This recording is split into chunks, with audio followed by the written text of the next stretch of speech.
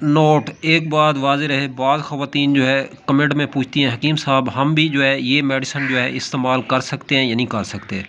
तो नाज़रीन एक बात याद रखें, मर्दों में अगर जरियान हो तो, अगर औरतों में लिकोरिया हो तो मर्ज़ एक ही है लेकिन इसके नाम मुख्तलिफ हैं। इसकी जो मर्दों को जो मेडिसिन दी जाती है तकरीबन वो 99% जो है औरतों पे भी वही मेडिसिन काम करती है। तो औरतें भी जो है आसानी से इस्तेमाल कर सकती हैं। वैसे जो है ये किसी तबीब या हकीम से जो है पूछ लेना चाहिए, मशवरा करके ही मेडिसिन जो है इस्तेमाल करनी चाहिए, वरना जो है इसके कोई साइड इफ़ेक्ट या नुकसानात नहीं होते।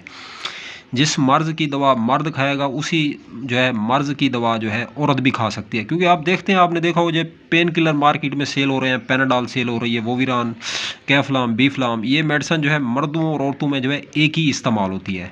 तो इसमें कोई मुज़ायका नहीं है, औरतें भी जो है ये मेडिसिन इस्तेमाल कर सकती हैं।